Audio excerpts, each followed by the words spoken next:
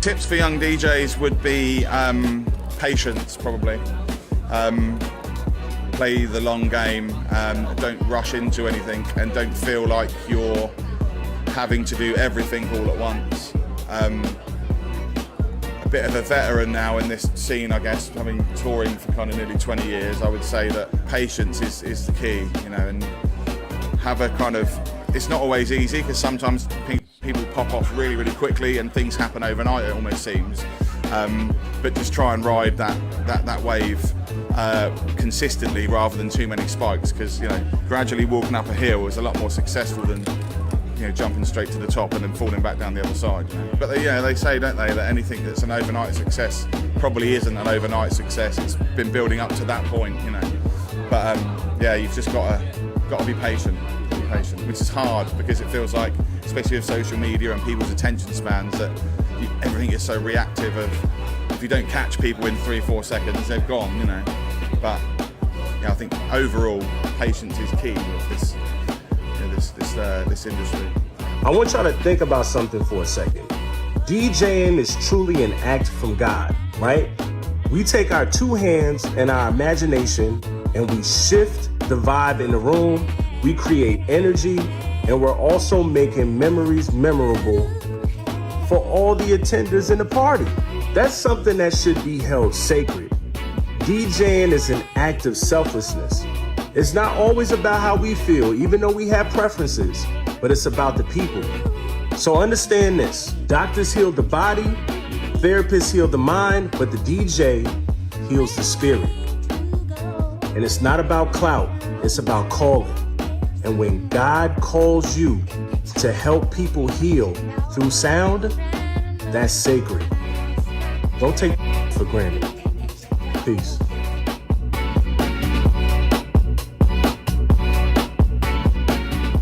Creatives, you should stop making content. In fact, you should stop making art for your peers, that is. They're not your assignment and they're not your audience. You should make art for the people who love your art. You ain't ready to put 5 years of grind into anything without making a quarter. Right. Don't even start. Sometimes it takes that long to get over the hump. They're not ready.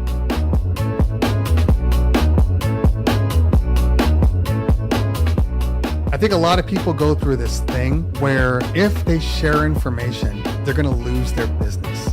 They're going to lose their edge. Two things are true in this world. One, there's only one you, and nobody can do what you do. Even if they try to copy you one for one, it's never the same. And then two, most people that you give information to won't actually take you up on your information. I could tell people right now how to start a business from scratch, all the pitfalls and all the things you should and you shouldn't do. And you know what? 2% will actually take my advice and use it. The rest of them either know better than me or are too lazy to make it happen.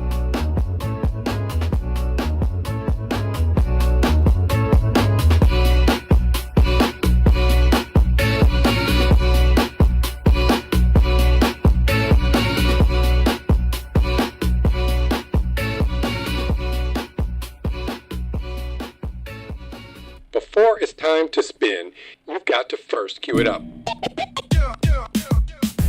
I'm probably in your area too. Everybody who owns a laptop, they're a DJ. Everybody who owns a DSL camera, they're a photographer.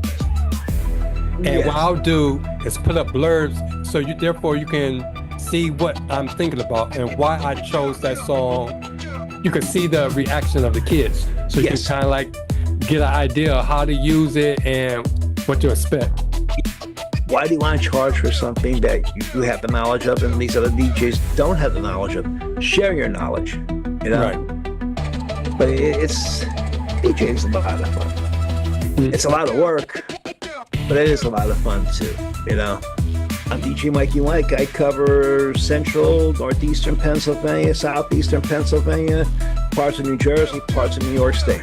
And I'm Dwayne Dixon, the HitmanDDub from Cleveland, Ohio. And it's time to cue it up.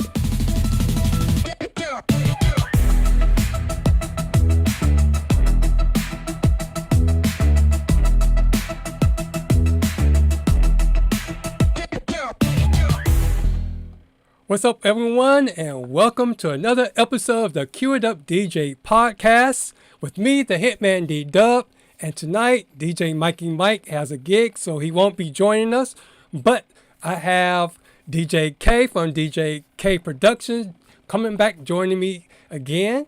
And then I have a new friend that I met this week on Facebook, DJ Mikey Blaze. And he's a multi-op owner. So this week, well, last week you heard opinions from people working for a multi-op, the DJ point of view.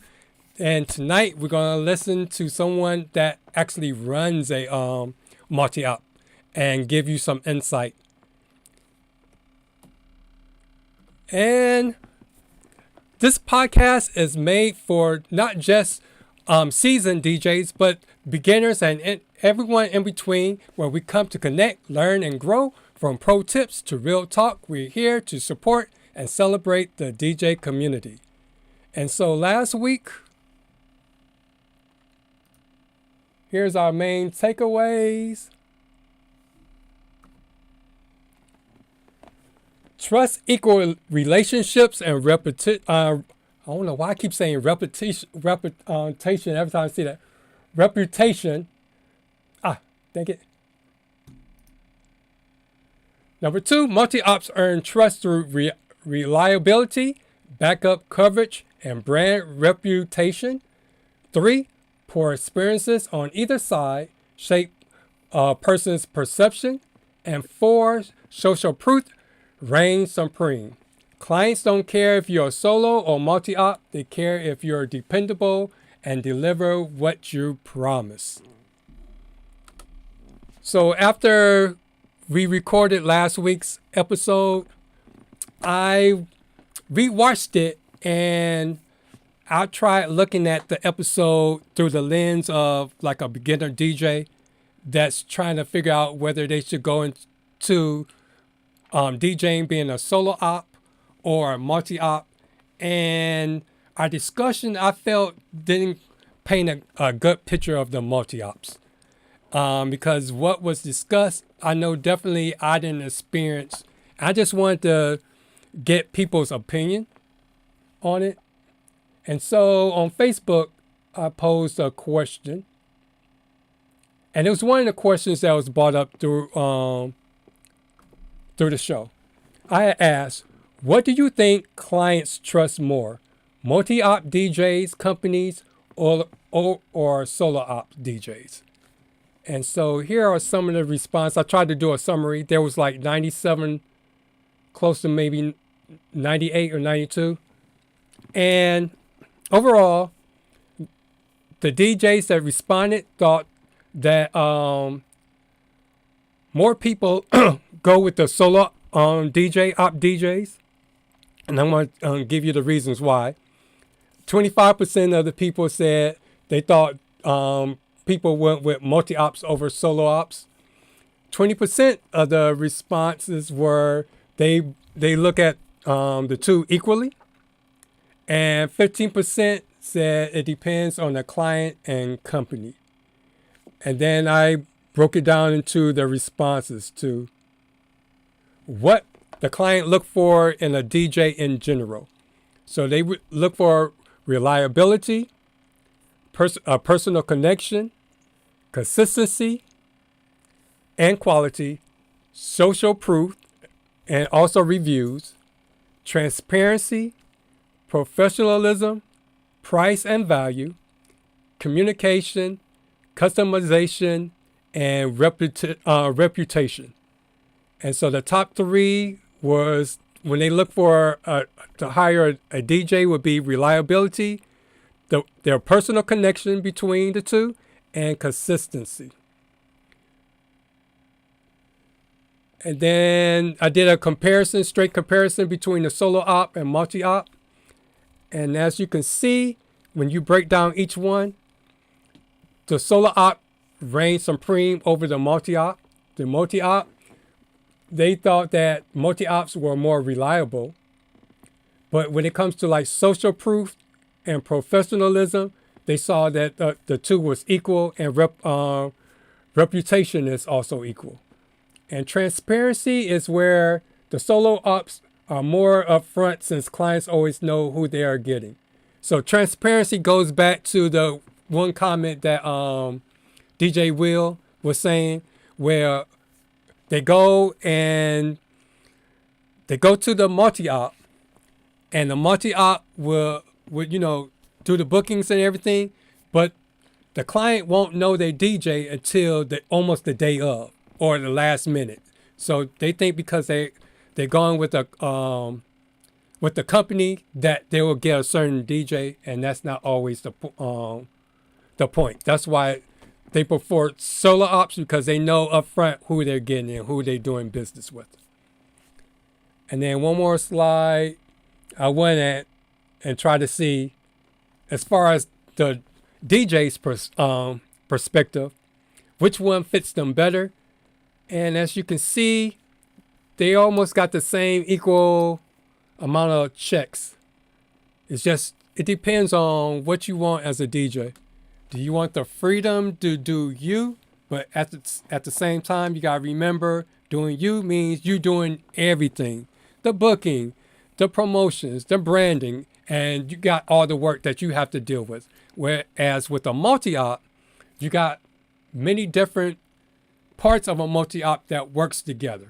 It's almost like in church when they say the hand does one thing, the arm does one thing, your feet does one thing, but when they work together, they make the whole body. So a multi-op is like the whole body, as opposed to one person that can only do one. Because when you think about it, you're one person. You only can be in one spot. You can try to do like a photo booth or cocktail that's far off, somewhere that's not in the same location, and DJ. But the chances are something can happen where you can't leave your post to deal with one thing. So that's the good thing about having a multi-op, or at least a solo op, having a good inner circle of people that you can have to work with you. So before we get started, can you introduce yourself for our viewers, Mikey Blaze? What's up, everybody? My name is DJ Mikey Blaze, also known as Mike Burchard, owner, operator of B Entertained DJs and more, your go-to East Coast source for all things event production and entertainment. So we are a multi-op business with a roster of 22 DJs. We do over 700 events a year and are a seven-figure company as of the last couple of years. So specializing in weddings, bar bat mitzvahs, sweet 16s and quinceañeras, and nonprofit work. Okay. So what do you think about, because I gave you the link to the video, and you said you saw the video. Between the video and then what, because you also saw the Facebook question, and that's how we were able to link up, and you saw some of the responses. So what is your take coming from like the business owner perspective? So as a multi-op owner, my job is to make the right connection. So out of my staff, I know what my guys actually specialize in terms of music, personality, style, and anybody who says that they don't know who their DJ is going into their wedding has hired the wrong company. For us, we have specific dates that our DJs actually have to, either we set up the meeting with the couple or the couple requests it. And at any time they can meet their DJ. And what's nice as being a multi-op, if they don't like their DJ, we have the option of changing out their DJ. I personally do all our sales. And the reason is because the company was built on my values and the way I approach things. And I disseminate that through my branding to my DJs who are on the roster. We require certain things. We require a certain look. And it's funny that the reason that I think some solo ops don't like that us as multi-ops are around is because they feel like we're stealing their business. But in my eyes, anybody who's a solo op, can be a multi-op, because if you have a good product that you're selling to your clients, then you should have an overabundance of gigs coming in, and you should be setting yourself up where you have DJs that you can just turn the gig over to them and make your money on top of it. So I always laugh at people who hate on multi-ops, because anybody can be a multi-op if they really wanted to. Okay. And then in the last episode, we had broke down the multi-ops. We have the ones that have like I guess you could say a crew of DJs, where one person or an entity would take the booking, and then they'll like, for us, we work with a multi-op where they get their lead, and then they'll post it. We have an app. They'll post in the app, seeing who's available, who would like to take this.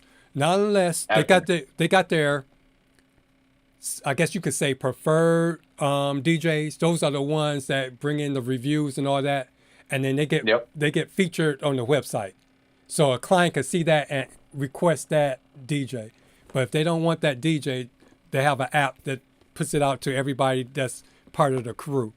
That's the general multi-op, and that's the one that we spoke about, where the other DJs had the bad experience with. Those kind of multi-ops. And then we have the professional ones that's similar to what you are, where you do production. Huh? Yeah. I said thank you for saying that. Yeah, because you do more than just the DJ part. You do like a production. So you bring extra stuff. So it'd be like, I put it last week as the sound group, they can do sound. Those are the people when they have, like, last year they did the draft here in Cleveland. And so they'll be the ones that have the DJ that does the music for the I don't know why I always forget the name of the thing where they had the big party before the game. The gala? No. Where they come out and do the barbecue before the football game. Tailgaters. Like a tailgate party? Yeah. I don't know why I keep every time I get ready to say it, I forget the name. Tailgaters. They do like the professional tailgaters outside the stadium. So those would be like and they have the dance floors, they have the dancers, they have a dedicated MC, they have a dedicated hype team. So they have to try to get, people, at least they got people on the dance floor, the hype team. So you have that tier, and then you have the ones that have residencies in like bars or clubs and stuff. So you sound like you're in the middle.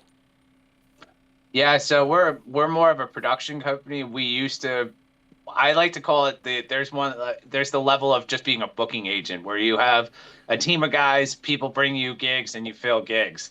For us, we took it to the next level, and we branched off because I realized that I don't like to compare myself to Walmart, but I am definitely your one call to plan it all when you're having an event. So I tell all our clients, we can build your event from the dance floor on up, and they're just like you see in my background, it's kind of everything under the sun that you need for your event.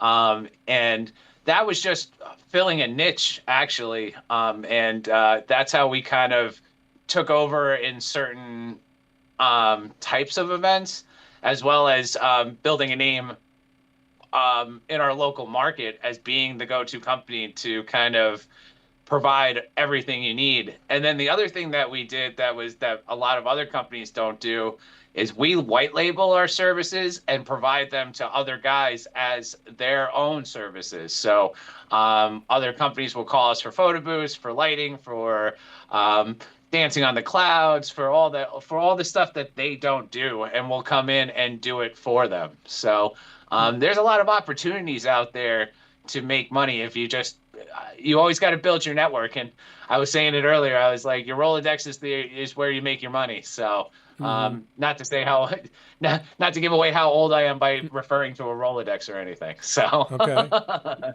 All right, so because I know when we were first talking on Monday, you were saying that you started, most multi-ops start off as a single op.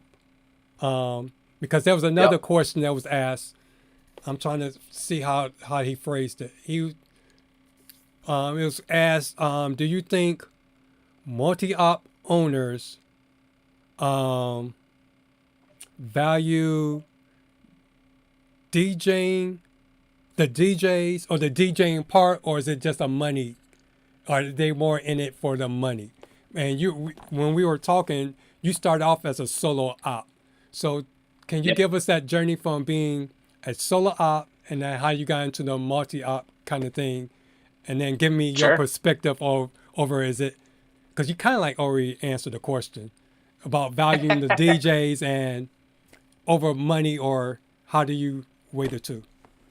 So the big thing with me is that I realized early on that every DJ is an artist. We all approach our events in our own way. And I never, ever, ever want to take that away from a DJ. I believe that if they believe in their craft, if they believe in how they perform, then by stifling that, by requiring them to perform like you, we're not dancing monkeys. Like, that's how I look at it. You know, we're individual artists. So the way it worked for me is that in the early 2000s, I was working full time as an IRS agent, and I was doing weddings and parties on the weekends. So I used to live what I call the Jekyll and Hyde type of lifestyle. I used to tell people I'd ruin people's lives by day, and by night make memories that lasted a lifetime. And when I got laid off, it was like that kick in the pants that got me to start DJing full time. So what I did is I went and worked for a bunch of multi-ops. I at one time was working for 12 different multi-ops, and learning the business, my local market. That's really what it was. It's learning my local market and seeing what other guys were doing that pissed me off, which if it pissed me off, I'm sure it was pissing other guys off. So I just started building my own personal brand, the way I did things. And that got me a lot of great reviews for other guys, while also working for myself. But I was taking those reviews and there's just the media footage that I was getting. I would take I have hundreds and thousands of photos and videos of the work that we do. And I just started slowly but surely developing my own brand. And once I got to a point where my calendar was filled, I started bringing on other DJs who were very much my same level of excitement for what we do, love for music, and, you know, had a similar high energy approach. Because as you can see, I don't really hold back. So I love having a good time with people. I also know when it's appropriate and when it's not appropriate, but I was finding guys who had that same kind of personality. And at one time when I first started, you know, I brought on two guys that were just like me, one older guy and one guy that was a little, you know, my age.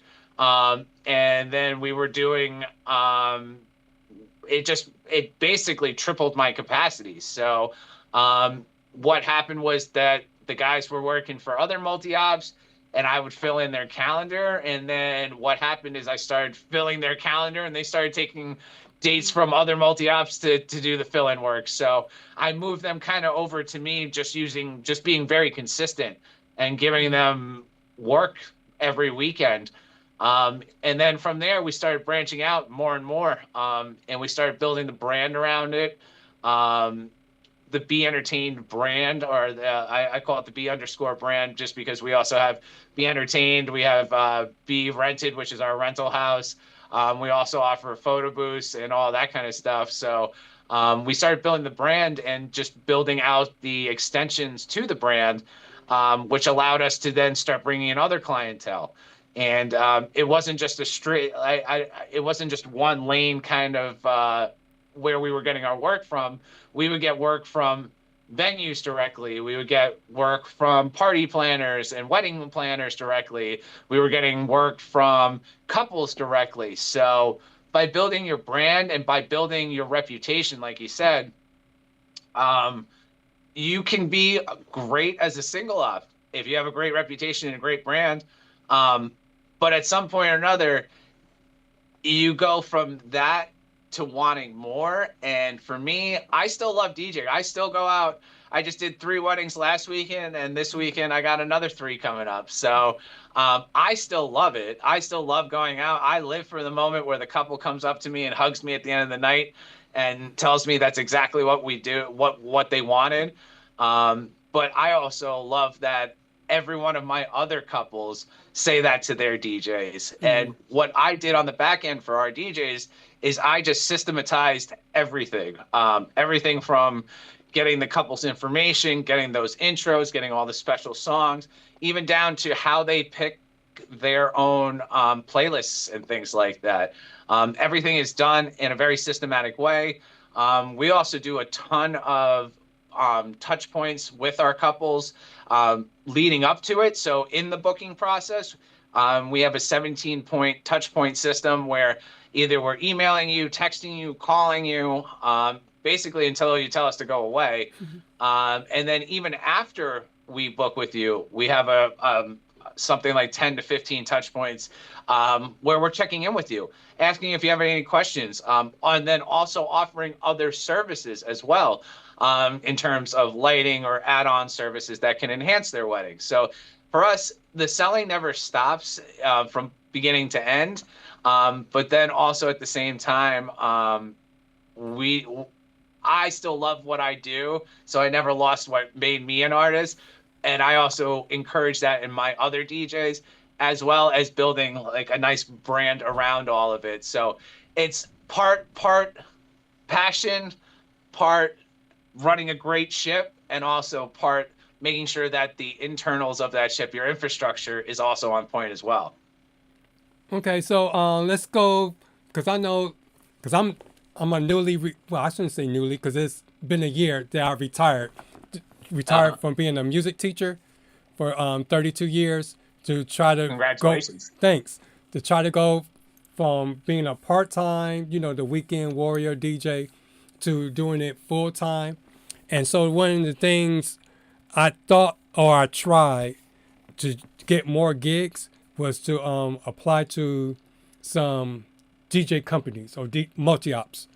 And there were 2 different ones. There's one that I was just telling you about where there's a group of DJs, and it's one of those things where you do the W-9 form, you sign the contract, and the only thing you have to do is just pretty much have your reviews in and show that you show your work and showing that what kind of DJ you are. And then you have the interview process. Then they ask you some questions so you can get we can get a feel of each other. And that's pretty much it. Then after that, you just wait for a ding from the app to respond back. But then there was another one that's actually like, I would say that middle category that I mentioned about being the professional production company. Whereas that one's a little bit different. You still have to do your, have your reviews and have some kind of social media presence. But it seemed like the interview was more strategic. But at the same time, if they like you and they want to bring you aboard, they have like a training process that you have to go to. And you have to actually fill out an application. Whereas the other one, it seemed like it was more sort of a questionnaire, just letting them know that you're interested. Whereas this one was an actual, you have to send in a resume, you have to do the fill in all their little information. But then this company was asking me a lot of deep questions, a lot of like trying to figure out what is my outlook of DJing. It was more deeper, as opposed to just basic stuff. So what's my philosophy behind how I work with the clients, how I go about picking music and doing the event as a whole. So what is the process that you take a prospective DJ on that want to join your company? Actually, so we don't bring guys in who aren't sponsored, or I should say, I call it sponsored. That's what we call it internally. But from our other guys who are already on roster. So if we're looking for DJs, we'll put it out to the roster that we're looking for new talent, and we make the DJ who brings them in responsible for them. So they understand the process. They understand how to speak to their buddy. You know what I mean? And we'll send them out to kind of shadow each other. And in that process, in that before that, they will be brought in. I will talk to them same way kind of we do a live feed, like a video interview. And I just ask all the poignant questions, everything from the equipment you use to the way you handle situations to what your style is and what you're comfortable spinning. You know, a lot of guys won't be, there's guys out there who won't be comfortable spinning a bar bat mitzvah, but will kill it at a wedding. You know, 13-year-olds scare them, but, you know, a bunch of 30-plus-year-olds don't. Then there's guys who are the opposite, who are scared of a whole group of drunk people, or I should say wedding goers, and then who kill it with a bunch of kids, you know, and have that type of energy. I tell those guys all the time, it's the same kind of wrangling. It's just one has a drink in their hand and the other doesn't. So, but at the same time, you know, that's part of my job as an owner is to get to know my DJs, to know where their strong suits are and where they're not. And then obviously we also do a ton with what's really nice is this process used to be a lot harder, but now with ChatGPT and all the AIs, you can find out lots of facts about people and get the summary of any reviews out there by just having it do all your research for you. So, couple different prongs, couple different ways to find out of people, but really it boils down to your personality. It boils down to, do you fit the mold? Because we sell ourselves as a high energy, off the beat, like let's do it your way, make it fun kind of company. So you have to really fit our mold to be brought into the fold. And like I said, it all starts with a recommendation from one of the guys who are already on our roster. So okay.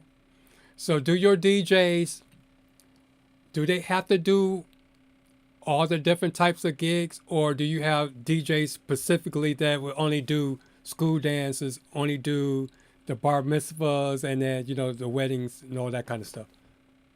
Actually, we have it very split out like that, because we have different mailing lists for when gigs become available.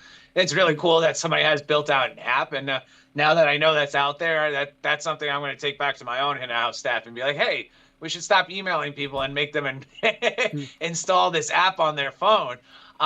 But yeah, so we have them.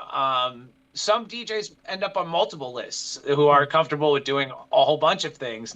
And then some DJs are just on our wedding list. We have specific crews that we've built out for our mitzvah stuff, because you really need a specialized kind of personality for those type of gigs. And the same things with like quinceañeras and sweet 16s. Like you need a special personality to kind of deal with that age group. And then we have general DJs who could just go do backyard parties. And then we even have a whole separate classification that we call hosts for like karaoke nights, and then also like weeklies that are like karaoke weekly gigs in bars and restaurants, as well as trivia nights too. Okay. Is a DJ allowed to do more than one thing? So for example, if they're not good at doing this, DJing this particular event, but let's say if they wanted like an add-on, it could be photo booth or lighting or whatever, could people do team up with a DJ and do the other task? Are they allowed to do that? Oh yeah, absolutely. A lot of our contracts are built in our different departments within the company. So at a site, we could have a DJ show up, we can have a delivery crew show up, we can have a photo booth attendant show up. And all of them will work together. And then also what's nice too is that all our DJs, we offer all the services that we have in-house. And like I said, I white label it to my DJs who do their own private gigs. So if they don't have a photo booth, they can come to us and say, hey, we would love to. We have a client that would love a photo booth. I tell them to book it. This is what we need out of that gig, and then we send it, and it's under their flag at that point. So I'm not. I don't beat the drum that everything has to have a be entertained on it. I want to see everybody eat. I think it's I think this industry is way too they try and protect what they consider their own, but there's enough work out there for everybody. And to nickel and dime somebody that you're trying to get to work for you, or to in some way not expand your empire through other people, I think it's just leaving money on the table. Yep, because that's what I was going to ask. Because these are some. I don't know if you're going to answer straight out, because I don't know if you want to share your inside secrets. But I was going to ask you, with your DJs, do you allow your DJs to still have their own identity and do their own private thing, and then go into you? I was just going to ask that. Absolutely, because this is the thing, is that I was that guy. I worked for, like I said, I think 12 or 13 different multi-ops at one time when I was trying to really get my feet wet. And the ones that told me that I was exclusive to them, I stopped working for them, because I had one, and there's one guy specifically that he became the motivation to grow to the size I did, because at the time, he told me when I sat down and interviewed for him that I needed to drop my silly little company, is how he put it. And he said that I would become nothing in the industry. And now we compete, and I bid against him on major jobs, like major corporate jobs and things like that. And we show and I love showing up on the same job sites as him now. So it was that motivation to become, within a couple of years, or I should say a couple of years, over a decade and a half of building. But yeah, my silly little company now is his direct competition. So, but I will never stifle anybody else. Like I said, I believe in everybody can eat. So if I help you get gigs, then you're going to help me find add-on services that you need. So it's a give and take, and that's the nice part. And I have guys all the time who are for our rental department, for tents and tables and chairs and bounce houses and dance floors and linens. And so it's a real give and take. And for the DJs themselves to have that connection, it makes them look more professional, because now their Rolodex is full of contacts that they can call on. So, but I'm just glad it's one call. I sort of got a follow-up from Dwayne's question. Sure. And it presented itself the other week. I was helping out a company that I have worked for in the past. Mm-hmm. They were tickled pink with my performance, and in the past, when I was mainly working for them and not so much on my own, any review would go and be funneled into their Google review or Nod or Wedding Wire or whatever, or multiple services. And I told them, it's like, hey, I'm glad you're happy and everything. I would personally like a review on my site. I don't have a problem with them doing a copy and paste to theirs, but it doesn't help me a lot when I'm really not as involved with that company anymore. I would like one for myself. And like I said, I'd appreciate it very much, because I really don't hardly have any, because I wasn't really having to do it on my own so much. Now that, it's changed ownerships, I sort of need that, I think, more than I used to. So what is your philosophy on that, as far as like one of your regulars doing something? Because I told him, it's like, I'd love one for myself. And if you want to, copy and paste it for them too. Sure. So I will tell you this, the way we do that is we solicit reviews on websites all the time. But what our number one thing that we require from our guys is actually video testimonials from our clientele directly after the event.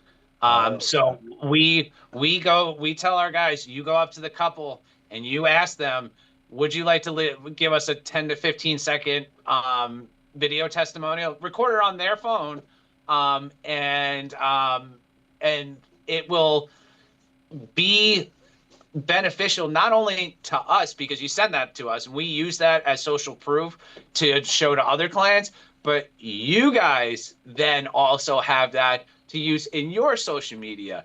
The only thing that we require outside of that is that you guys don't post it until we post it, so that because the way I look at it is we spent the money and the time and the effort getting you to that point, so allow us to put up the review first, and then you guys can use it afterwards. But that to me, the written review now holds zero weight to a video that you took of the couple at the end of the event, and we require those video reviews for any event. It could be a birthday party, it could be, like I said, a sweet 16. It could be the couple. It could be parents of like if they're at kids' parties or birthday parties. So getting that social proof is way more important than ever getting a written review, in my opinion. Is that because there's too many fake reviews created, written? Okay. Yeah. Now, Absolutely. are you insisting that they give you a review, or are you giving them an incentive to give you a review? The more reviews you get us, the more you get booked. It's just that easy. Oh, no, I meant to the newlyweds or whoever that you're looking. Do you give them an incentive? Yeah, well, so for us, the video review should be natural. I literally, for me, I push play on that last song. I let it play out, and I don't even turn off my equipment. I literally go from the equipment, go find the couple, because especially for a wedding, when you play that final song, everybody in natural standing goes and finds their stuff first before they go and say goodbye to the couple. So you have a couple minutes right after that last song plays to literally get their natural reaction to the night. And I offer nothing to that. I literally tell them, can I borrow you for 15 seconds? I just want to do a quick video testimonial. Can you stand here? And then when they stand there, I say, when the light goes on, you can say whatever you want. You loved me, you hated me. I state my name, I state the company, and then they go. So. Okay. But we have a video reel now of just clips of all our DJs that's hours long, and that you can check out on like our YouTube channel and things like that. So, okay. Right. But that's how we solve that. We don't because I felt the same way when I was in your position. I felt the same way. I was getting all these great reviews for other guys, and so what I started doing on my own is grabbing these video reviews on other guys' jobs. Well, they were getting the written reviews, but I had the video testimonials that I could use on my website. So basically, the DJ got the written review, but you didn't care. So you all don't have you have written reviews, but the video part is more important to you all. So that's the trade-off. Yeah, so after the event, we do follow up on a couple, like 3 or 4 times. The next day, we actually send them an email seeing how the event went. A couple weeks afterwards, because you always got to remember, couples go on on their honeymoon, so you're never going to get that review directly after the written review, at least. So we wait a couple weeks, let them go on their honeymoon, then we hit them up again, and we specifically try and link where we got them from. So if it came in from like the Knot, we send them the direct link to the Knot review page, just to keep it consistent. And then from there, we follow up 6 months after, just to wish them give them a hey, and see if they have anybody that they know who's getting married. And then a year later, we actually will hit them up again for a review if they didn't give us one, and wish them a happy 1-year anniversary too. Mm-hmm. That's the same thing I said last week. But it's like people do their things. So again, it's one of those things. Every DJ has their way of doing things. I tell guys all the time, I do nothing. I'm not a smart guy. I just this is just the stuff that's worked for me, and I can only tell guys so many times, you can only lead a horse to water. It's their choice to spin the beats, kind of thing. So just like Cleveland Terry said, they don't do it either because they're too lazy to do it, or they think they know everything more than you. Absolutely. There's a great quote that if you want to be successful, look who's already been successful before you, because they seem to figure it out. So can you, you know? Mm-hmm. So here's the $1 million question. And that's one of the heated questions from last week.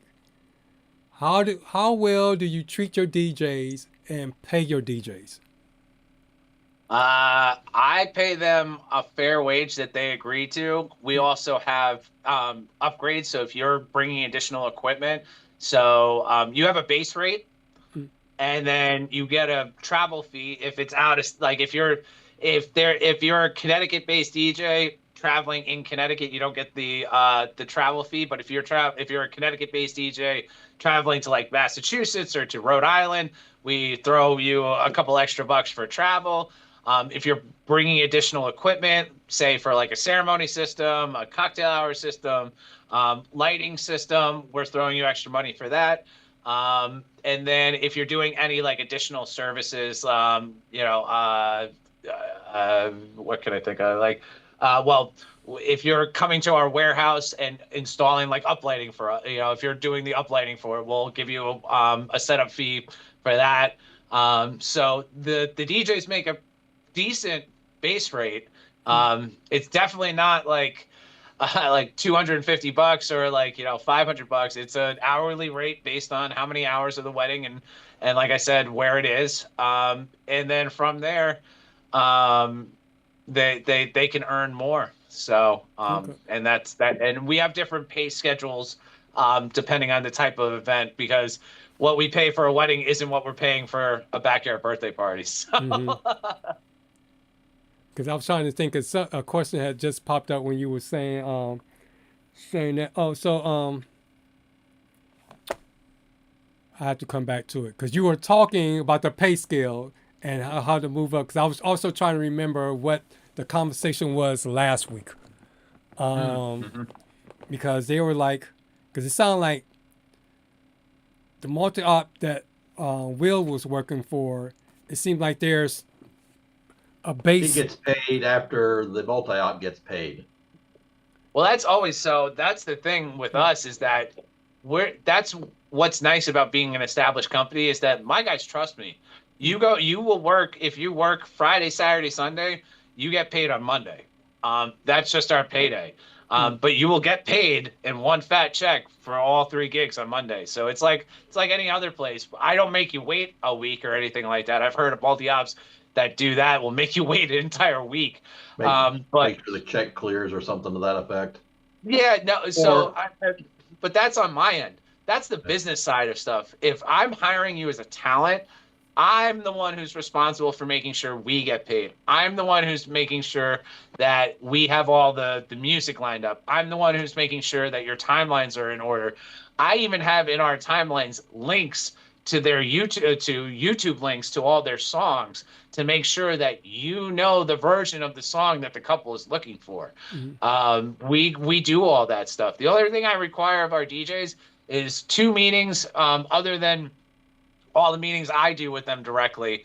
One is what we call a meet the DJ meeting, which is a requirement of us that you sit down with the couple at least once before their event. Purely so that they know who you are, so that they don't think they have a wedding crasher at their event.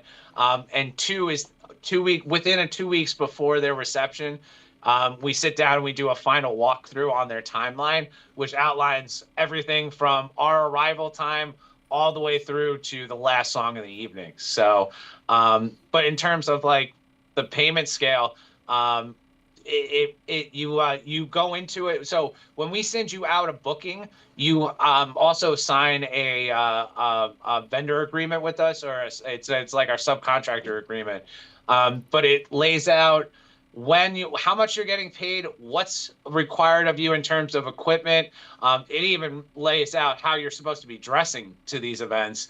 and you sign that and return that, and it also lays out in there that you'll be paid the money the Monday after the event. So all that stuff is spelled out in writing in the wonderful legalese that you know, my lawyer put together, but it's all spelled out so that on both sides of the table, you know, we both have protections. And I also am a huge believer in that if you work, you deserve to get paid. Because I lived through it, just like a lot of guys who work for some of these crappy multi-ops, if something happens to the multi-op, then for whatever reason you don't get paid. And I built a reputation of always paying my guys and never screwing anybody over, because I will never burn a bridge, because you never know you're going to need in the future. So Right. Is So- your payment from your clients required ahead of the event a certain amount of time? And absolutely, yeah. So we require that all payments are received 2 weeks prior, or we don't send staff out. okay, and then I guess if there is a extra gratuity they get it all, right? They don't have to. That's all theirs, free and clear. Okay. Absolutely, yeah. And we tell our clients actually to give them that to the DJs directly. I don't like to handle any kind of gratuity or tips or anything like that. Just because it's like I don't want to be responsible for it. I'm the guy who will do anything in his power to be less responsible for things. And that's everything from liability to payments. Like, no, don't send it to us. Give it to the DJ directly. And the DJs respect. I find that they respect us more, and they enjoy it more when it comes directly from the client themselves. So On your packages, because I said I just sort of glanced over it real quick.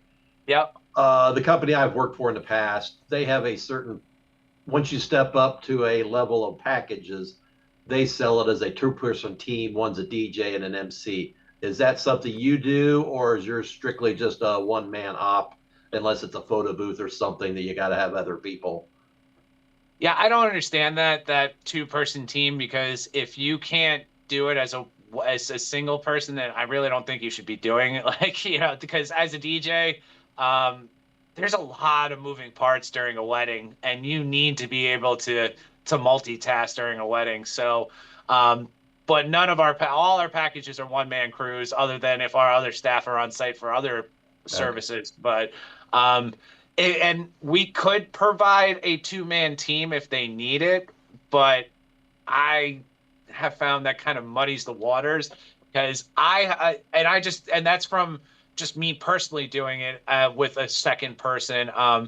I would go a musical direction, and the MC would not be on that same page. So I find when you control the music and you control what's being said, the vibe meshes a lot better, and that's a lot more that's cohesive. Yeah, exactly. Yeah. You're gonna have an MC that wants to do the cha-cha slide, and then all of a sudden you're playing Journey, and in their head they get pissed off at you because they're like, well, that's not what I wanted. Well, that's what the crowd wanted. You know, as a DJ, we have the gift of really reading our crowds. So, you know, that kind of thing to me takes away some of the agita that can grow between a DJ and an MC. You know, they're two-man team. So some guys. But I also met teams that work together really well. You know, I actually have one of our quinceañera teams who you hire them as a pair. You don't hire when the request goes out and they accept. You know, you're getting two people. So, but they don't get paid any different, because that's their choice at that point. So that's how they decide to run their shows. So I don't argue with them on that. If they're comfortable doing that, why argue with that? That's how they do their show. So, but we don't sell it as like an upsell on anything. So, Okay. So with your DJs, are the DJs required to bring their own equipment, or do you furnish anything? nope. We pay a premium on price, because I believe that it's like an artist, like a builder. You're not going to tell a builder, bring a hammer, bring a saw, it needs to be this type of saw, it needs to be this type of hammer. I will, during the interview process, find out what kind of equipment you work on. And if it's not up to snuff, then, that's something that I take into consideration. But by having other DJs kind of sponsor these guys in, they already know that these guys are professionals. And my guys would never bring crappy DJs to me, so to speak. They're going to come in with a level of knowledge of equipment. They're going to come in with a level of knowledge of audio setup too, because that people seem to forget that it does take an art to cover a room with quality audio. And it also I make sure that their equipment and what we require is available within their realm too. So if I needed not just a top deck set for the main reception, you needed a backup set, you need a secondary system for the ceremony, I'm going to make sure that you have that equipment available to do that kind of work. So okay. And then you also had mentioned something about music. So do you supply the music that they play, or do you give the DJ the freedom to play outside of their specialty dances? Play their own songs? Yeah, absolutely. Yeah. I'm myself am a old house DJ, so I play a lot of remixes of songs. But that's how I approach music. A lot of guys will play. I should say 90% of my guys come from the club scene, so they have their own special way of mixing and doing certain things. But in terms of music, we have a built-up system. We have a portal system for our clientele who can log in and build their playlists. But then we take that list and we pass it off to the DJ, who then can do what they want with it, and then fill in the blanks too.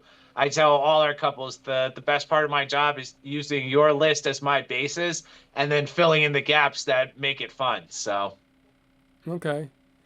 And so to wrap up this whole thing about the multi-ops and solo ops, the title of the of our show is called "Building Trust in the DJ Industry." So how do you go about building trust with your clients? Number one is that social proof. I will blow that horn as loud as possible. Make sure you are getting people to tell your camera how awesome you are, and for not the reason that you think I'm telling you. You want them telling people you're easy to work with, you're a fun person, you're entertaining, you're all the specifics of what makes a good DJ. Not that, woo, I had an awesome night, man. No, you don't want. That's great, but you also want specifics. But you also want it to be natural. Yeah, you want it to be natural too. So I never coach anybody I've gotten reviews from through their review. I just let it be natural, and that I can't tell you how much that alone has promoted my business. And that's something that DJs can do while working for multi-ops, because those multi-ops aren't thinking that far ahead. A lot of multi-ops have been around for too many decades. I started my multi-op when I was in my 20s and just brought this kind of energy and this kind of mindset of the internet is the future. People are going to be looking at videos.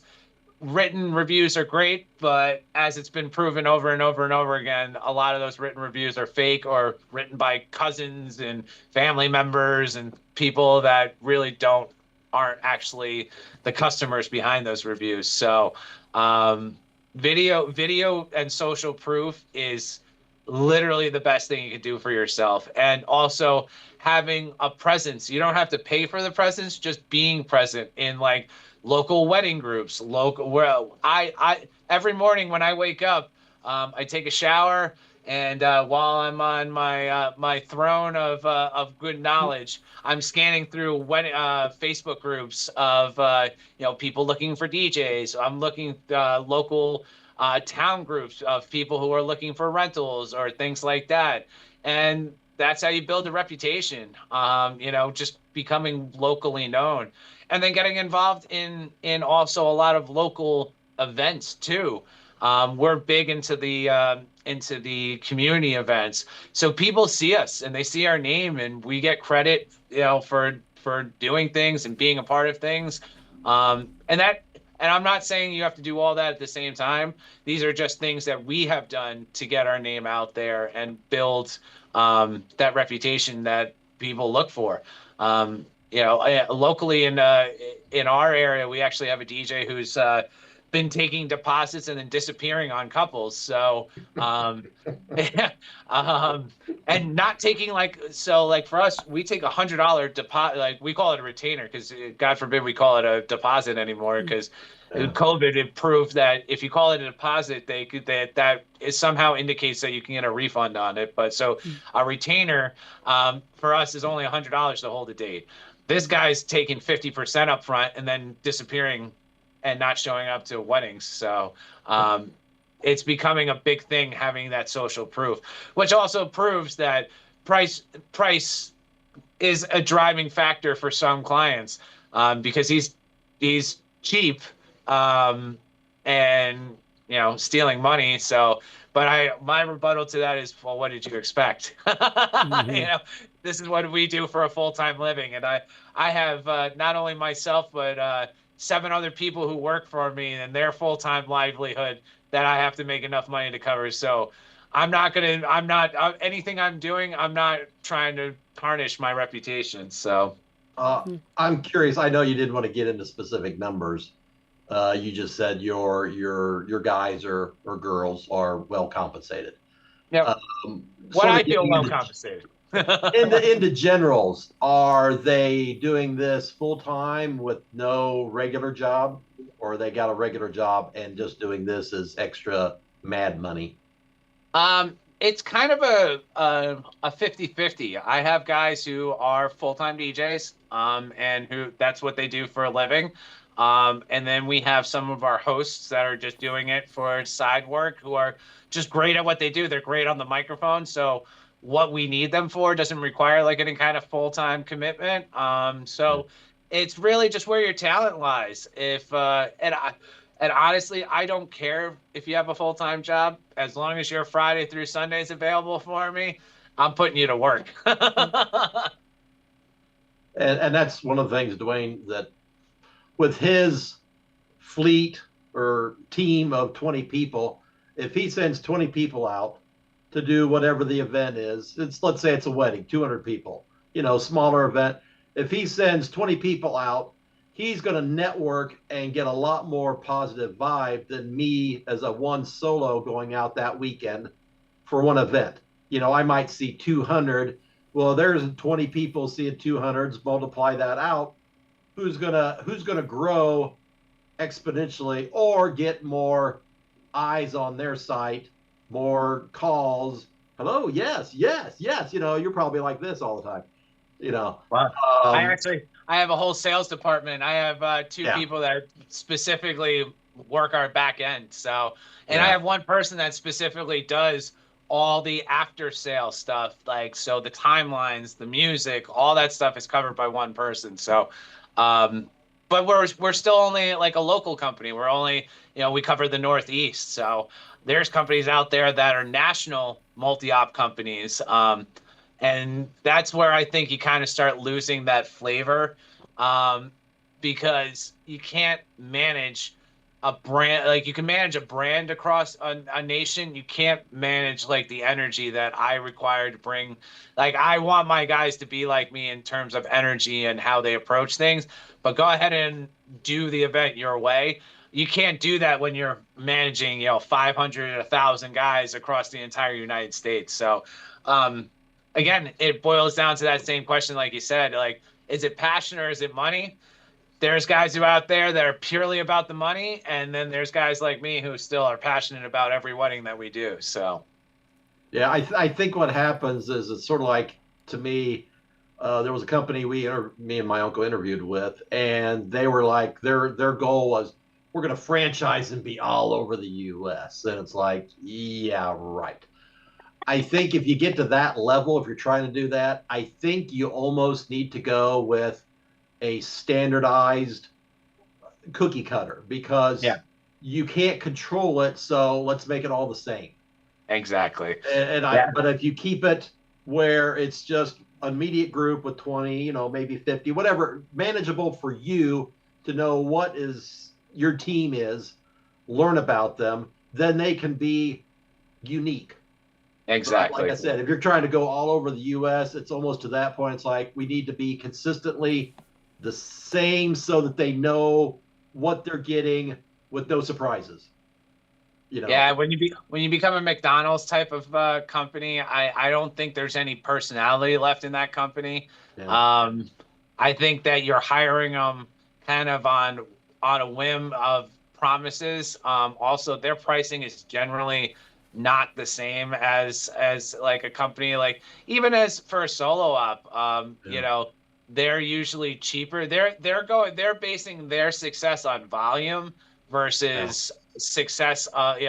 If they have 500 weddings in a weekend and they have to give away or they have to refund 100 of them, well, they made money on 400 weddings. You know what I mean? Yeah. So volume for them is where their ticket is. For me, I want my guys to make sure every weekend I want my 10 couples or however many guys we have out to be emailing our office and be like, you know what, that's exactly what we were looking for. Everything turned out perfect, like it was magical. Like I said, I still live for those moments, and to me, I just got goosebumps now. I still, it's those moments for me that really make the difference. So somebody in the chat had asked, what percentage do you pay your DJs? Like, for example, I know with the group that we're with, me and Kevin, if the owner receives the lead and he handles the lead and just basically give us the job, book it, and then we take over and do it, he wants like $100 cut on the gig, almost like a gig salad kind of things. If you book through gig salad, as opposed to the horror story that we heard last week, where it sounds like the guy took a big chunk, almost all of the money, and they paid him a little bit. So how do you fall in the range? So we don't pay a percentage. It's an hourly rate. It usually it's usually about 50-60% of the total contract that goes to the DJ. That's also because, like I said, my back of house staff, we do all overhead. We do everything that requires a lot of the thinking portion in the beginning. I do the sale. Like I have a girl, Kristen, who's our sales manager, who does all the initial contact, gets all the quoting out to them, sets up, does initial consults with them, and then she'll pass them over to me to do kind of like a booking consult, and then I turn that over to Stacy, who's my office and project manager, who then handles all the getting them booked, the contracting, getting the retainer, and then also travels with them through the booking process, and then through the planning process, answering questions, helping them plan things. And then I'm always available to our couples as a resource if they do have like overall questions. So we handle all of that, and then we hand it off to our DJs. So, and like I said, the only two things that we require throughout that process is just about 15 minutes to sit down with the couple and talk with them, and then another about 30 minutes right before the reception to make sure that everybody's on the same page and ready to party. So, okay, but there basically is no surprises for like the DJ, because you said you give them the invoice or the quote, so they know what they're going to be getting paid for it, and they can turn it down if they want. Well, that's part of the document he said he sends out, that you need this, this, this, and this. You need to dress like this. You sign that, and that's part of where the dollar amount is. And as soon as they sign it, they've agreed to that whole thing. Exactly. Yeah, it's all spelled out, dollar amount and all the specifics. So when you respond to that, you've signed a contract with us. And actually what we have built in there too is that if you can't perform, if something comes up and you can't perform it, it's on you as the DJ to be responsible for finding a replacement. And if there is any dollar change for us, then you actually owe us that money for because I want my DJs to be as responsible as we are. I don't require a lot from you other than to be a great person, a great performer, but also don't screw around. Like, we run a professional, I'm not a fly by night company. This is how I make my living. And, I think a lot of these companies that don't have this kind of infrastructure in place see themselves really kind of as like, well, money comes in and money goes out. It is what it is. Like, this is how I make my living. And this is how a lot of other people who work for me make their living. So I have a bigger responsibility than just myself. So I don't know whether it's true or not, but I think, I don't know, this is sort of maybe the hit to me that I have with solo ops is a solo op can basically is like, yeah, I'll do your event for $750. Okay, I'm booked. I don't know if they send out a contract or anything legally binding. They said, yeah, I'm your DJ. Well, they'll go ahead. It's like, yeah, how much? Well, I can do 1,000. So now they can make 1,000. They'll drop the other one. Yeah. And I don't know how prevalent that is, because I sell it as like, hey, you book me, you get me, I send out a contract. So I'm locked in and I'm doing your event. Now, if something should happen, I have had Dwayne help, and I have some other ones from the company I worked with. That, if something comes up, I will try to throw them and help them out, because some of them aren't doing so well. So like me, things have been a little lean this year. So but I think there's a lot of people that don't have contracts and they just like $750. But they'll keep that date fluid. If someone reaches out, it's like, oh, wow, that sounds like an event might be $1,500. And they'll go, okay, yeah, we'll take you. And then they'll say, oh, my aunt died or something. And it's like, because right now I'm in conversation with one where they contacted me back in August for their wedding in the first part of November. And I tried to reach out to them multiple times, like, hey, I just want to follow back up. I haven't heard anything from you. And I heard nothing until just this Monday. Hey, sorry, it's been crazy. We thought we had a DJ lined up, and we don't. Translation, someone else. They're like, hey, are you still available for, early November? And it's like, well, let me look. Yes. So now they wouldn't answer all my questions, because basically in my market, what's the price? I don't know. What's your event like? How many people? Where's it at? I need all these things answered. I don't know that you price the same way, because I didn't dig into it. But there's some people that just say, well, I do an event, reception, ceremony, $3,000.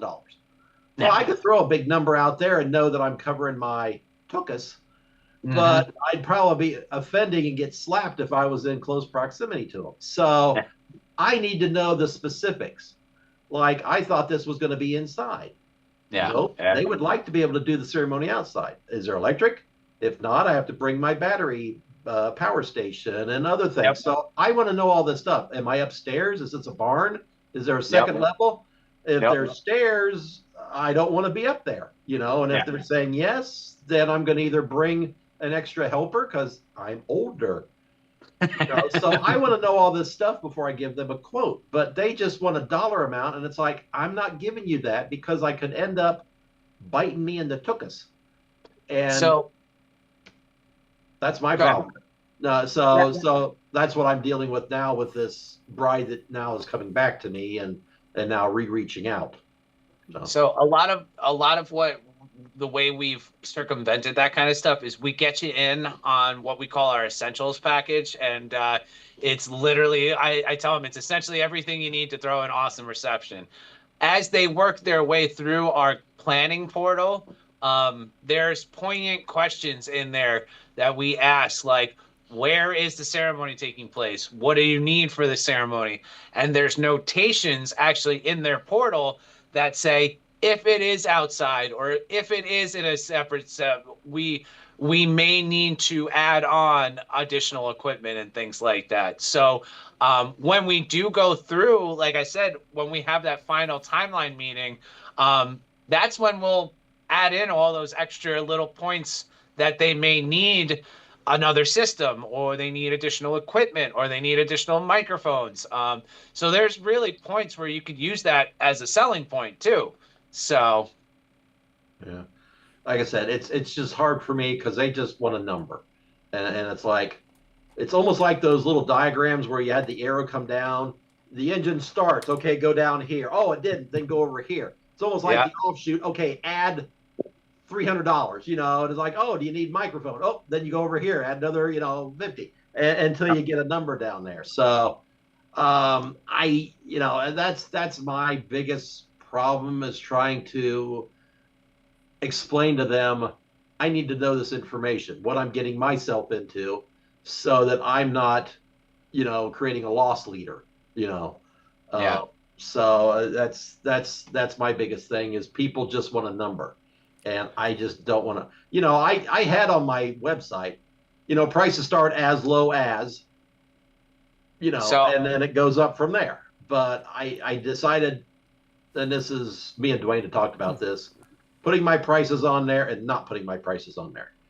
But 100% put them on there. Well, you get rid of a lot.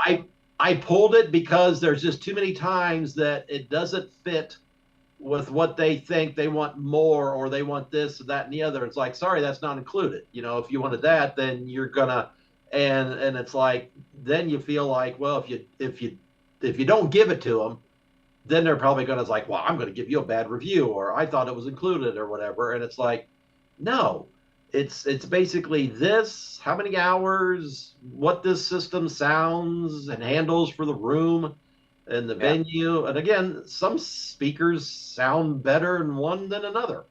So it's all part of the things that it just pulls my hair out, what little I got left, of trying to, get this information out of them so that I can make a proper pricing that doesn't offend them, but doesn't offend me either. I was going to say, you don't do like you don't have a event questionnaire kind of thing to give them? You mean for them to fill out? It's like, here, fill this out, and then I'll get back to you because I get that a lot, and then I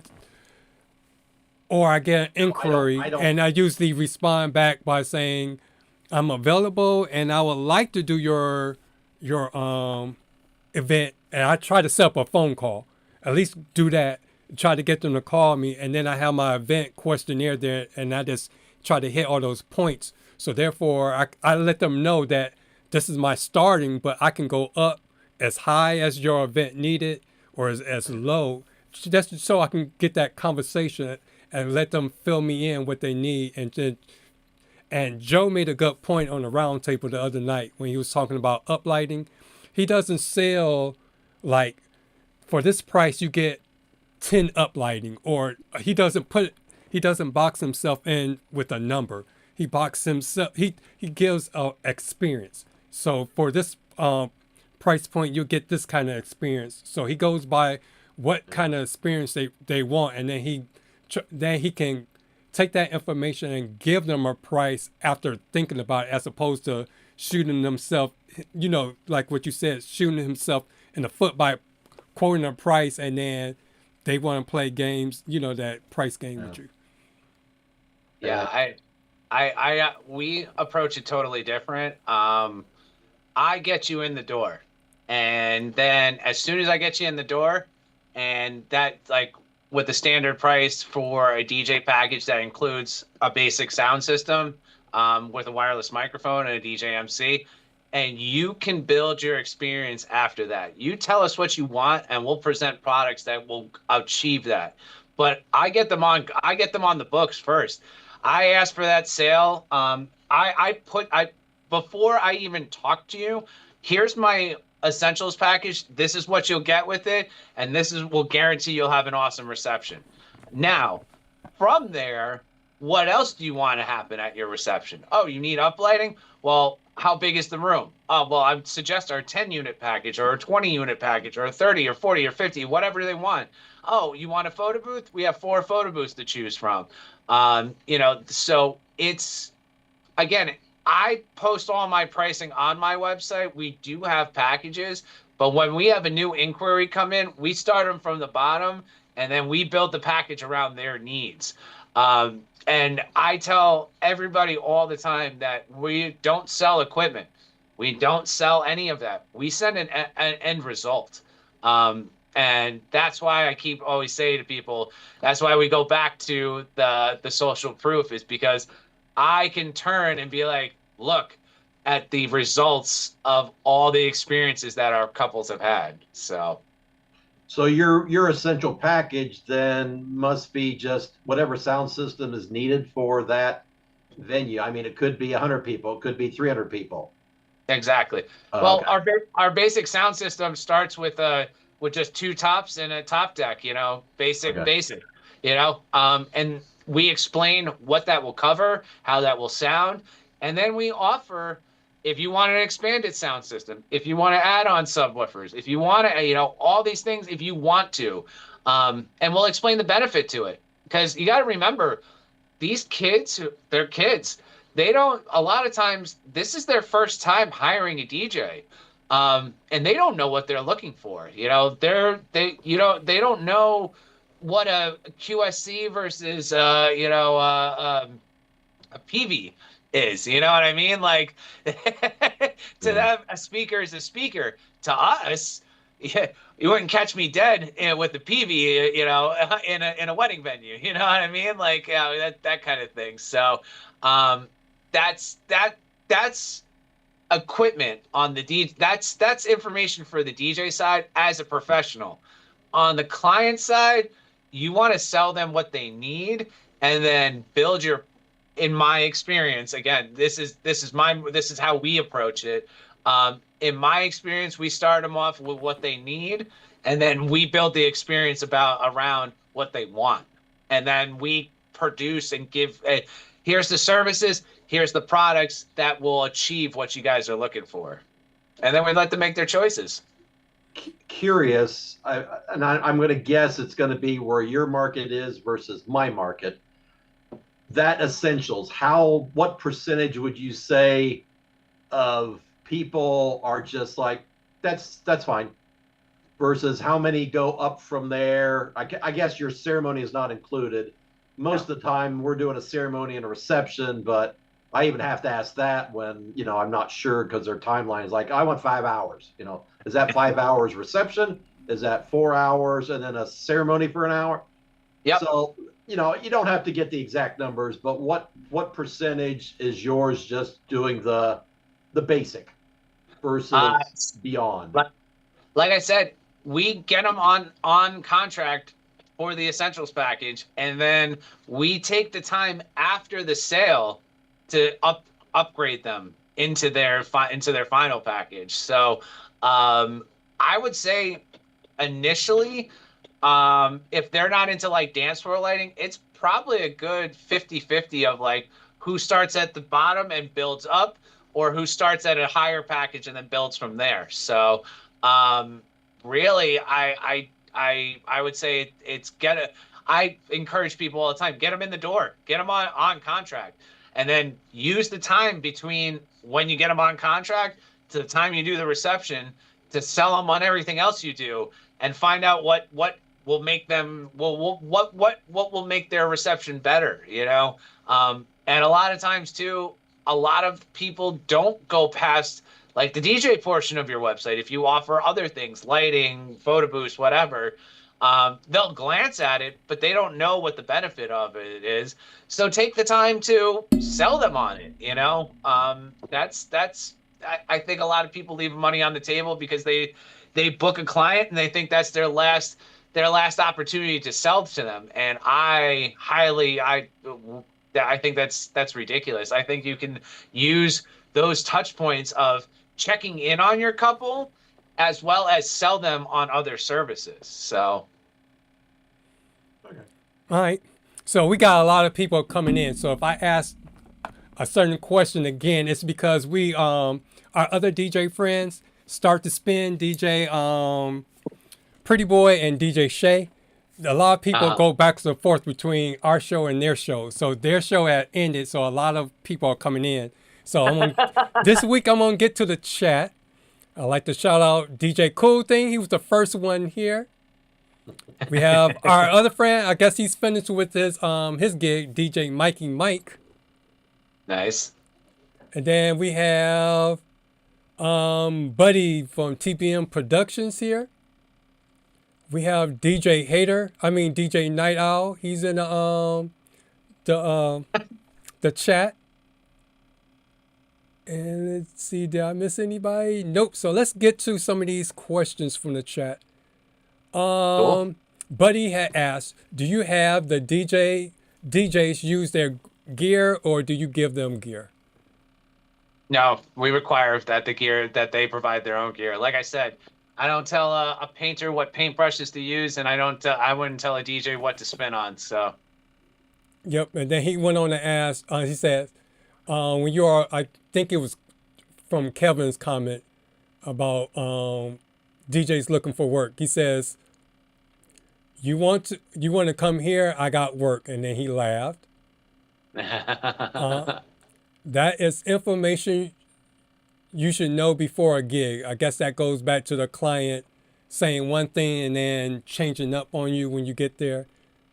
And that's why I personally use like a event questionnaire, so I can get all the information right there and try to see. We have an online.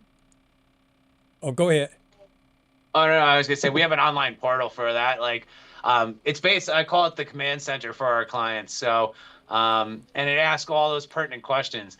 And even to this day, almost over 20 years later, I update that planner almost yearly with new questions, or I adjust questions because new stuff comes up nowadays. Like, we used to just a new one is something we added is we also ask about other vendors. So we ask for the information for their photographers, their videographers, and we actually had to add one in now called for their content creators. So there's actually active content creators out there now. And what we do too on the back end is we actually market to those professionals, because we'll reach out to our photo and video associates who are at the wedding and ask them to share their content with us, and we tell them to watermark it, and then we post it on our social pages. Again, just for social proof and just for those professional shots. And then Travel Mexico said, booking a client at a low price package and then adding additional costs for ceremony and things once you have a contract signed. He says that's kind of shady. Buddy said, architecture, uplighting, the same as I do. And this person is a solo op because he's doing a lot of hating on the multi-op. Yeah, like I said, any solo op can be a multi-op. It's your choice, you know. If you have something that multiple people want on a date, just find the people that match your energy and teach them how to be like you. Just don't stifle who they are as a DJ, because they're successful in their own right by doing what they do. So, Yep. But if you know him, then if you see these things in the chat, don't get offended. He got you confused with the other Mikey Mike. See, I had showed him the video, so he was already kind of like prepped. So He's not gonna let you get I knew what under I his was skin. walking myself into today. Yeah. But we'll be having him on our show in a couple of weeks, so he'll be able to set us straight. So we're gonna see if he can go from being putting his Twitter fingers and his mouth to work. I'd love to be here for that one. I'll stand up for the multi-op at any time. But yeah, don't take his comments too seriously. He's a good guy. He likes a troll. I work for a good amount of crappy multi-ops, and I'm here. I sit in these podcasts purely to give my opinion, but even I tell my staff, I was like, I'm open to suggestion anytime, and if you think you know everything and you're done learning, then you're never going to grow from where you're at. So I learned from my guys who work for me. I learned from talking to single ops. I've learned from talking to multinational organizations. You have to learn, and you also have to learn how to pivot. That's the big part of also being in this game, is that, a ton of us probably I started on records, but a ton of us probably started on CDs, and look where they went, Mm-hmm. That was DJ Cool thing. Yeah. He did the CDs, yep. Or even another example, who remembers when Serato used to come in a small box that used to attach to a mixer that then attached to your computer? You know what I mean? Like, nowadays it's all built in. So the industry changes, and you have to pivot, or you just die along with the dinosaurs. So this next question comes from Buddy, who made a good point, because this goes back to my questionnaire, the wedding that I lost in January. This person came in. Originally, she stated one thing, and she wanted, she calls me, and I'm in the middle of doing something. So she wanted a certain price. So I told her where I started off at, and then they go through the sticker price shock thing. So I said, let's set up a consultation, and then she signed up for that, and then between that Friday and that Tuesday of the consultation, I sent her my questionnaire. And then that's when I noticed that she put in all these other things that she wanted that she originally didn't say, but she wanted a cheaper price. So but I ended up losing her, because at the same time, she got somebody to do it for $600. But originally she didn't want extra lighting, because I told her, because she didn't want to pay my price, but I said, I'll work with you. All right, so she said she did almost half of what I wanted. So I quoted 2,000, she wanted 1,000. So I said, okay, for 1,000, this is what I'll do. I'll just play the music, I'll do the introductions. It's no extra stuff. But then that's when she added the extra stuff in the in my event questionnaire. And that's what I was going to bring up to. That's why I need to do more, because now you asking me to. Originally you said reception. Now you adding a ceremony and all this extra stuff. But she found somebody that do it for $600. So I'm like, right there, she's not going to get the kind of service she would have got with somebody that actually do it, because doing a ceremony, a cocktail, and then a reception, that's 3 different setups. And for $600, you're definitely shortchanging yourself. But going to Buddy's point, you had mentioned something about getting the client in and having them, trying to get them to sign a contract and then upsell afterwards. He was asking, what happens when you give them the base price and then they find out all the extras and then they want to walk? Do they get their money back, or how did that happen? We actually never really run into that. So we explain that there's additional costs for additional things. But my main goal is to get them just to get on the books. And like I said, my retainer is $100.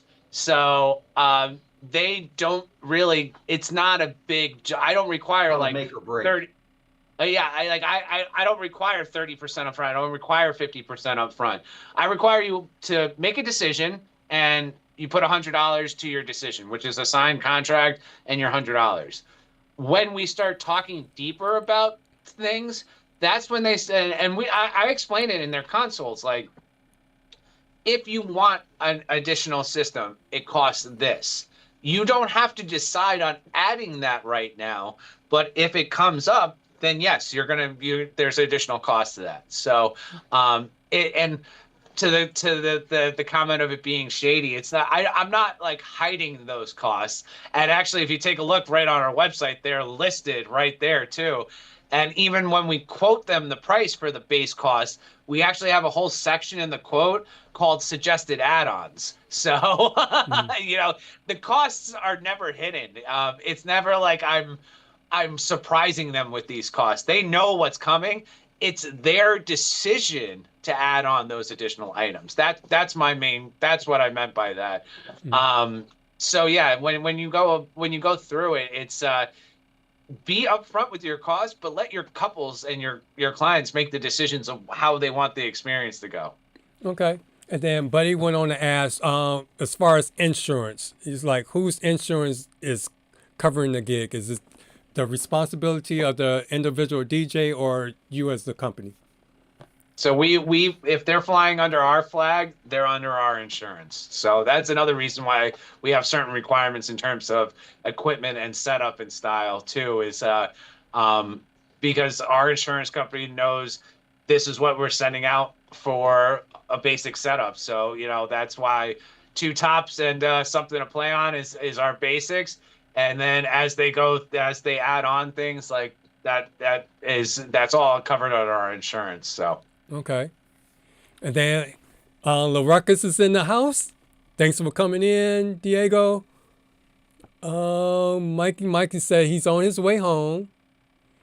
And he said he uses Bible because that's what I use for my planning too. Mm-hmm. We use DJ Intelligence. Okay. So is that the one that has the built-in? It's almost like. Are you aware of Bible? Yes. Oh yeah. Yep. All right. So do that.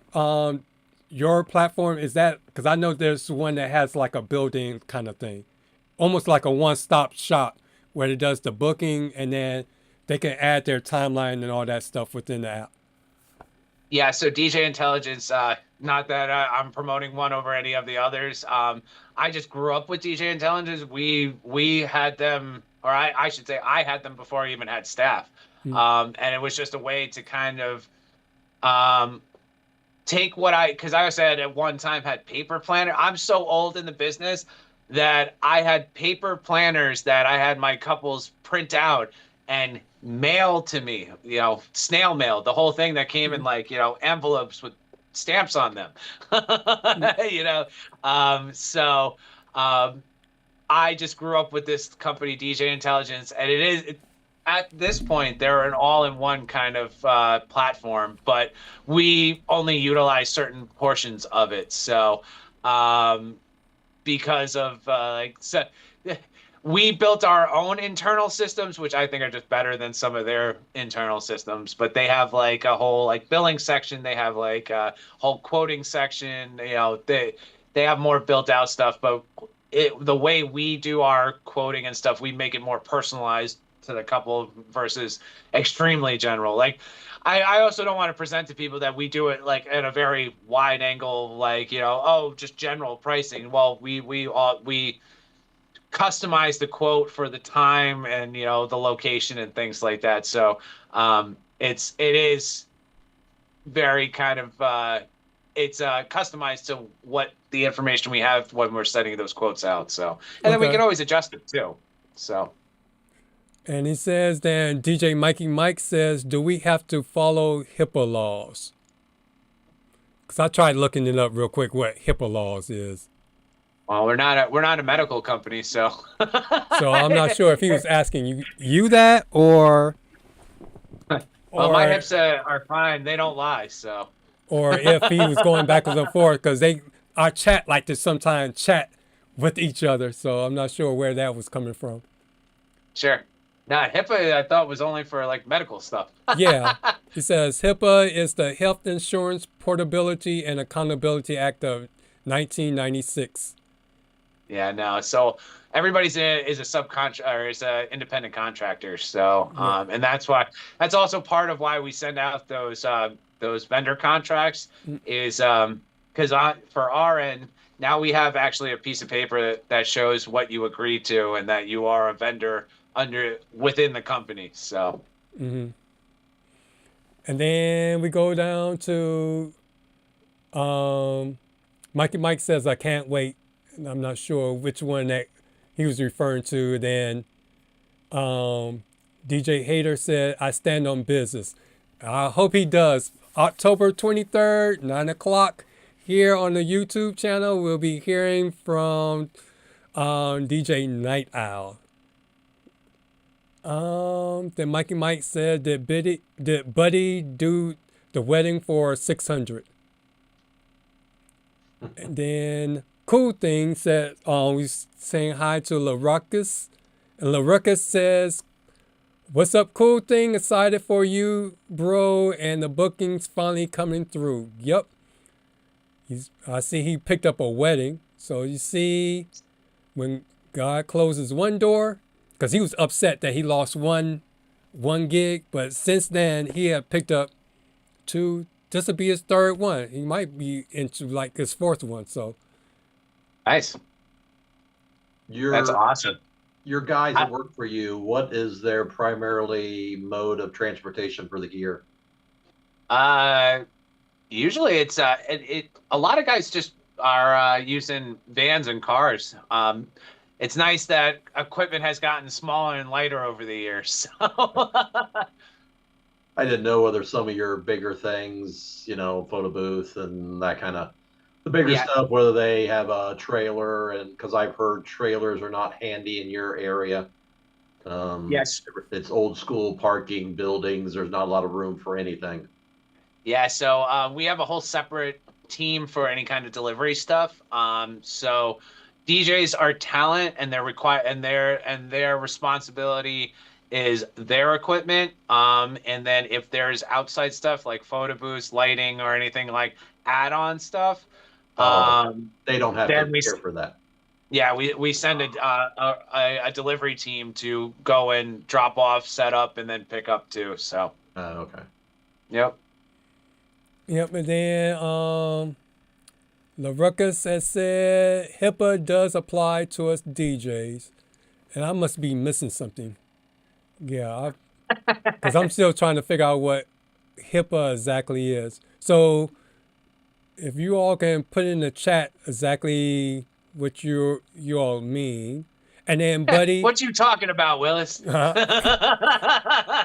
then Buddy says, do you pay by the hour or the gig? And I thought you said you pay your DJs by the hour. It's a couple of factors. It's a per hour fee. It's a per hour rate. And then, like I said, if they're traveling farther, they get a travel fee. And then if they're adding on any services or additional equipment, they get money for all that as well. It's not just like a single price for them. So. Okay. Oh, he said he doesn't. Oh, yeah. So he says it doesn't on LaRuckus about the HIPAA law. Because that has something to do about ensuring individuals have control and privacy over their health information. Yeah. So like doctor-patient confidentiality, isn't it? Yep. Yeah, I was going to say. As long as you stay alive at my gigs, that's all I care about. Yep, and then that's what Travel Mexico had also just confirmed. Okay. Is there anything else that you all want to hit or before we go out? Anything also in the chat if you have any last questions, because we might be ending on time today. Oh no. But then I gotta get ready because remember. Let me tell you a story. Not tonight. I think yeah, not tonight. I can't do it because I got to go down by your way. You remember? I'm going down early tomorrow. Yeah. So I got to get up. Oh, that's right. I forgot you're going down. Yep. So I got the car packed and ready to go. So I don't be driving down there for the full 2 hours wondering that I forget something. So I check, double check, make sure it's all ready to go. Center. Huh? There is a guitar center. Okay. And it is on that side of town. It is on the east side. Okay. Well, no, let's say you're going to Newark. Well, yeah, it's as close as you can be. I don't know what's in the town you're in, but I know there is a guitar center if you need to jet back. I just know it'll probably be closer than driving 2.5 hours back home to my guitar center. Yeah, that, or if you forgot something, you could run back up here north and grab it from me, and I'd let you borrow it if it's something that I got. I was going to say, I can't tell you how many times I've put the word out to local companies. And like I said, your Rolodex is where you make your money, you know. I'll tell DJs, too, you can look like a multi-op by just having a great network of people that you work with that will be willing to work with you as you on gigs. Like my rental company side was started just because they came in and under our representation and performed as us. Our photo booths originally started off as a third party that was willing to white label it and come in as us. You know, all this stuff can be done. It's just a matter of building the great network and having the attitude that it's a big table so everybody can eat at your table, you know, kind of thing. So don't be greedy, but at the same time, always watch your bottom line. Because like I said, I still love what I do, but I'm also a businessman first. So okay. How about this for a question? Okay, you have what you have. Anything in the future you're thinking about? Actually, my next steps is opening a venue. I'm in the process of opening one of the United States' first, what I call it's going to be called Canterbury proper. And it's actually it's a winery feel just with a different kind of plant. So we're gonna bring the aesthetics of cannabis into a winery setting so that we can change the feel and stigma towards a plant that is grows just as widely as grapevines do. So that's my next step in life. Also expanding out some of my I was in the restaurant industry for years and years and years. So my ultimate goal in life is to sell everything, open a pub somewhere in a small town and just become that place that everybody goes, you know. So you want to be Cheers. Yes, exactly. Yep. I'll be Norm. Hey, everybody has their role, don't they? Yeah. And before we head out, LaRucka said,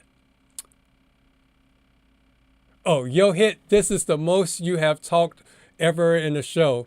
That's because I was able to get a word in." Actually, the only reason he's talking so much is he paid me off. And then too, after the conversation, I didn't have to sit there and think and process what was said to try to figure out how to respond and move on to the next section. Well, the nice thing when Mike is talking so much, you have time to create new slides. Oh yeah, exactly. Yup. And see, now you're screwed. No time. Well, at least we stayed on topic, so I didn't have to do all that extras. Yeah. And then our DJ Troll said Grandpa Mike wasn't on, and you still went 2 hours. Yeah, that's the way the show is designed now, since we can't get it under an hour. But hopefully, there's when a you lot come of good on, information out there. Yeah, hopefully when he comes on, it won't be a 15-minute show. So hopefully he'll be giving us all the knowledge. No, we were getting ready to wrap it up. But if you want, I could play your theme song because we'll be here for another hour or so. But he loves it when I play his theme song. All right, so join us next week, and then you can have your story time with DJ Mikey Mike. You can tell us how his gig went. And then who else would I leave off at? How do you deal with tips? The DJ get all of it or you split it with them? That's not my money. And I actually tell our couples and all our clients to hold those tips and give them directly to the DJ, because it means a lot more to a DJ receiving the tip from the client versus me just adding it onto their payment. With the contracts, they actually will. I have a lot of really, really honest guys that work for me who'll be like, "I think you overpaid me," and so I find it means more when it comes from client directly to the DJ. So, okay. And then LaRucka says, "Mikey, you making hit work way too hard, bro. You're where you at?" So he's talking to the other Mikey Mike, the DJ Mikey Mike. I would just say, roll up, come on. Yep. So with that said, let's get to our shout outs. And our shout out goes to our special guest and our new Facebook member, DJ Mikey Mike he's a DJ, MC, KJ, and the owner of B Entertained DJs. So let's give him a big round of applause. And so, what is your handle? How can they reach you? You can find me on Facebook at Mikey Blaze. I'm the original Mikey Blaze to Facebook. So facebook.com/DJBlaze1 and or on Instagram, TikTok, just search B_entertained, and we are all over the place and always doing cool new stuff. So follow us, check us out.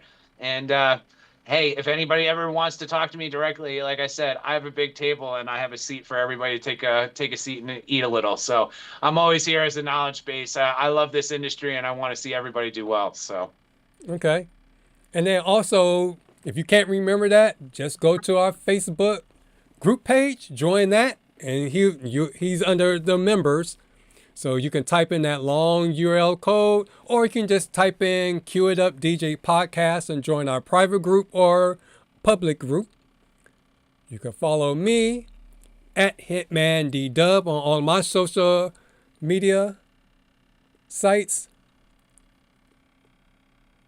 And Mikey Mike says, great show and thank you. He says he's just getting home, and he likes the old hair band rock music. So he's into Metallica and AC/DC. And Cool Thing says, great show, thanks. And speaking about shows, we have something called the DJ Collective Network, where it's one culture and many voices. And the views and opinions expressed during the DJ Collective Network primetime shows are those of the individual hosts and guests of that show. They do not necessarily reflect the views or official stance of the different shows of the DJ Collective Network as a whole, its affiliate, or production partners. Viewers and listener discretion is advised. And welcome to our Primetime DJ lineup, a weekly schedule of live stream shows built for DJs by DJs. Whether you're just starting out or scaling your business, we've got the knowledge, the stories, and inspiration to help you level up. To start things off, on Monday at 9 o'clock p.m. Eastern Standard Time on YouTube. For every DJ chasing dreams, no matter the odds, it's your time to spend with DJ Cool Thing. And this month he's tackling DJing as an autistic DJ, since this is the month for autism. So make sure you check out his show on Monday. And then on Tuesdays at 9 o'clock p.m. Eastern Standard Time on Twitch, join Buddy and his weekly guest panel of DJs for unfiltered conversations that matter. It's the DJ Roundtable with Buddy from TBM Productions. And if you missed the live broadcast on Twitch, you can see the rebroadcast on Monday at 1 o'clock on Buddy's YouTube channel, which is TBM Productions DJ 1. And then on Wednesdays, it's the DJ Biz School with DJ Troll. I mean, with Sean, DJ Night Owl. It's not just about spinning tracks. It's about spinning success. Learn the business side of DJing, branding, marketing, SEO, and strategy. So you can check out those videos if you looking to do Google promotions and SEOs to build up your online presence. He's a good person to go see. He also has another venture, and it's called the Beta Booth. He's into selling photo booths, and he'll be on our show in a couple of weeks, October 23rd, to discuss photo booths and adding that on as an add-on and how to do it correctly. And you can go and buy your photo booth at, wait for it to scroll, I'm ahead of, photoboothdirectclub.com. And if you use our, I thought I had it must be on this one. There it is. Right now, I think today might be the last day to do the Amazon deal. He was taking $350 off for Amazon Prime. Oh, okay. But also, you can use our discount code, Queue It Up, and you can take, let me see, I don't have it. Oh, no, I have it right here. You could save $350 if you put in our discount code, Queue It Up. So again, if you go to photoboothdirectclub.com, you can go to the website and you see all the different photo booths that he's selling. And then on Thursday, photo booths are a great add-on to an easy add-on for all those who are looking for additional money. mm-hmm. And let me see, TV Guide. Go ahead and. Oh, let me see. Boom. Then go back here. Shout out to Ralph Mueller, who already found me on Facebook. Okay. Yep, buddy. And then on Thursday, that's the busy day of the week. We have the Queue It Up DJ podcast with me, the HitmanDDub, and DJ Mikey Mike will be on the show next week at 9 o'clock Eastern Standard Time. And then at the same time, you have our friends, DJ Pretty Boy and DJ Shay over at Start to Spin DJ Podcast. And they go from 9 to 10. And then you have Kevin there. He's part of the KJ Chill Room along with Matt and Eric. You can see them live on Mondays at 7 o'clock p.m. Eastern Standard Time at djntv.com/KJ Chill at 7 o'clock. And they show a rebroadcast of that show Sunday nights. Also, you can follow our other friend, DJ Reese _, and he's part of the Recreate the Vibe podcast, where he deals with more of the corporate DJing part of DJing. And then remember to like, share, and subscribe to all of our channels. And our fade out message for today is your reputation is your brand, and your proof is your power. And so basically, social proof is the new word of mouth. Your clients trust what they can see. So that's a good way. Yep, that's a good way to build trust in the DJ industry. So do you all have any other last words before we sign off? Stay spinning.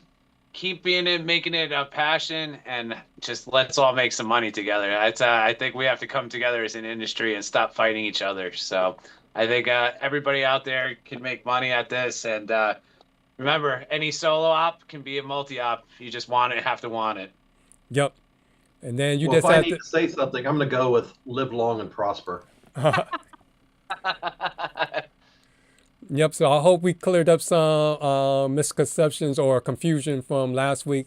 So it's just basically on the person, because again, if you can get your own, make your own way, solo op might be the best way if you want more of the money. But if you don't want to handle the booking side and dealing with clients, because that's how I was originally, because I didn't really want to deal with the paperwork and doing with all the leads and stuff.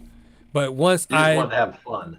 yeah, but once my coworker DJ Randy had took me on a couple of his gigs, and then I saw how he did things, I was like, oh, I can really do that. It wasn't as hard as what I thought it would be. In fact, it was easier to deal with. I found it's easier to deal with someone that you don't know as opposed to dealing with your friends and family, because they were the ones that screw you over quickly. Even your mom would like shaft you with paying you on time. So with that said, remember, before it's time to spin, you got to first cue it up. Make sure you go up there and kill those gigs. I'll see you next week, and take care and stay blessed and enjoy the weekend.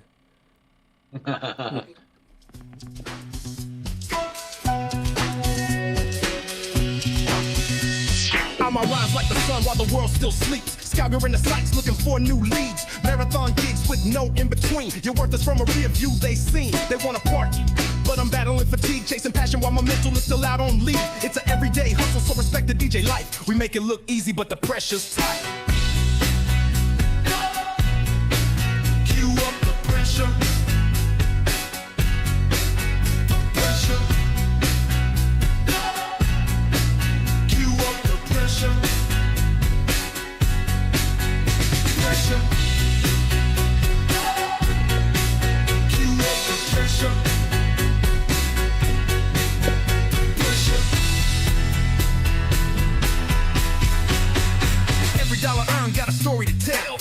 In the booth where the DJs dwell. Clubbing is a struggle like it's all I've got. Set it up, break it down, travel to the next spot. Ambitions, the engine stay sharp like a tool. Revving through my gigs, power drinks is fuel. It's an everyday hustle, we respect the DJ life. We make it look easy, but the pressure's tight. Pressure. Cue up the pressure.